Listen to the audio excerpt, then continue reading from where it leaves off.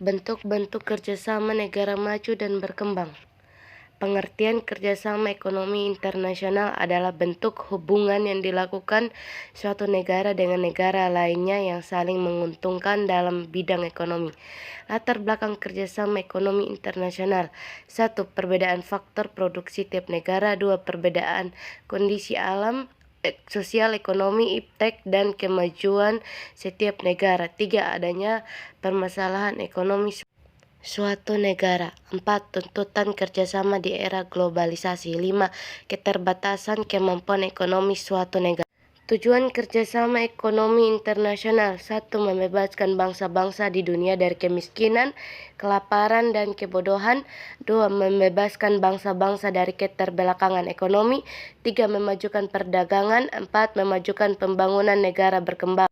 Bentuk kerjasama ekonomi internasional. A. Berdasarkan letak geografis. 1. Kerjasama ekonomi regional adalah kerjasama ekonomi antara negara-negara dalam satu kawasan. Contoh, ASEAN dan MEE. 2. Kerjasama ekonomi internasional adalah kerjasama ekonomi beberapa negara lintas kawasan di dunia. Contoh, CGI, OPEC, dan ILO. 3. Kerjasama ekonomi interregional adalah kerjasama ekonomi antara kawasan satu dengan kawasan lain. Contoh, kerjasama ASEAN dan MEE. B. Berdasarkan jumlah negara. 1. Bilateral adalah kerjasama ekonomi antara dua negara. Contoh, kerjasama ekonomi Indonesia dan Mesir. 2. Multilateral adalah kerjasama ekonomi yang dilakukan oleh lebih dari dua negara. Contoh, ASEAN, MEE, ILO, dan OPEC. ILO, International Labour Organization. C. Berdasarkan tujuan. 1. CGI, Consultative Group on Indonesia, adalah kelompok negara yang memberikan bantuan atau pinjaman untuk Indonesia. Terdiri dari Jepang, Australia, Belgia, Italia, Jerman Barat, Inggris, Kanada, dan Prancis. Sebelumnya bernama IGGI. Berdiri tahun 1962, tahun 1992 berubah menjadi CGI, namun tahun 2007 CGI dibubarkan. 2.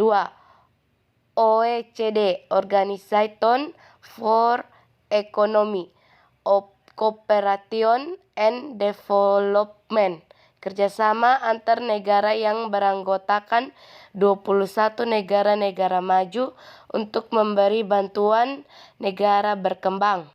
D. Berdasarkan lapangan usaha. 1. OPEC, Organization of Petroleum Exporting Countries, yaitu organisasi negara-negara mengekspor minyak. Anggota: Timur Tengah, Saudi Arabia, Iran, Irak, Kuwait, UEA, Afrika, Aljazair, Angola, Libya, Nigeria, Amerika Selatan, Ekuador, Venezuela. Indonesia masuk anggota OPEC 1962 dan keluar 2008 karena importir minyak. Tahun 2014 masuk lagi dan 30 November 2016 keluar lagi sampai sekarang.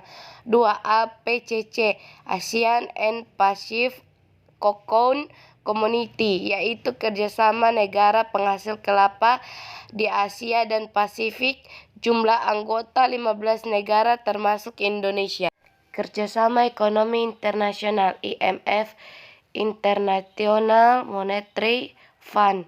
IMF adalah Badan Dana Moneter Keuangan Internasional, berdiri 27 Desember 1945 di Bretton Woods, New Hampshire, USA. Jumlah anggota 189 negara. Sekretariat di Washington DC, USA. Tujuan IMF mempererat kerjasama moneter, mendorong perdagangan internasional, menyediakan lapangan kerja, menjaga kestabilan nilai tukar. Bank Dunia, IBRD, dan IDA adalah badan internasional yang bergerak dalam bidang perbankan untuk pembangunan dan pengembangan, berdiri Juli 1945 4. Sekretariat Washington DC anggota seluruh negara di dunia. Tujuan mengurangi kemiskinan di dunia. UNDP, United Nations Development Programme. UNDP adalah organisasi program pembangunan PBB yang bertujuan memperlancar pembangunan di seluruh dunia, terutama bagi negara-negara berkembang. Berdiri tanggal 22 November 1965.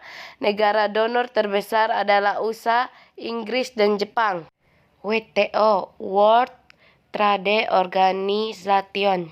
WTO adalah satu-satunya organisasi internasional yang mengatur perdagangan internasional. Berdiri 1 Januari 1995, kantor pusat Jenewa, Swiss, anggota 164 negara.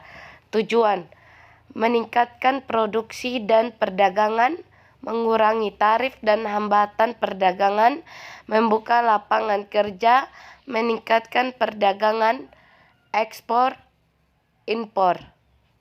Kerjasama ekonomi regional. 1. Uni Eropa. 2. AFTA. 3. APEC. 4. NAFTA. 5. Colombo Plan. Colombo Plan adalah rencana kerja sama ekonomi Asia Selatan dan Asia Tenggara. Berdiri 28 November 1950 di Sri Lanka. Kantor pusat Colombo, Sri Lanka. Anggota 26 negara. Tujuan: mendukung pembangunan ekonomi dan sosial, memajukan kerjasama teknik serta membantu alih teknologi, memfasilitasi transfer dan berbagi pengalaman pembangunan. Anggota Colombo Plan. Anggota CP: Afghanistan, USA, Australia, Bangladesh, Bhutan, Fiji, Filipina, India, Indonesia, Iran, Jepang, Korea Selatan, Laos, Malaysia, Maladewa, Mongolia, Myanmar, Nepal, Pakistan, Papua Nugini, Selandia Baru, Singapura, Sri Lanka, Thailand, Vietnam. Dan yang terakhir ada dampak kerjasama ekonomi internasional. Dampak positif: 1. Meningkatkan keuangan negara. 2. Memenuhi kebutuhan barang jasa. 3. Meningkatkan daya saing negara. 4. Meningkatkan investasi dan lapangan kerja. 5. Menambah devisa negara. 6. Memperkuat posisi perdagangan. Ada juga dampak negatif. 1. Ketergantungan pada negara lain. 2. Intervensi asing pada kebijakan ekonomi suatu negara. 3. Masuknya tenaga kerja asing. 4. Mendorong hidup konsumtif. Sekian dan terima kasih. Itulah hasil presentasi saya di bab yang terakhir tentang kerjasama negara maju dan berkembang.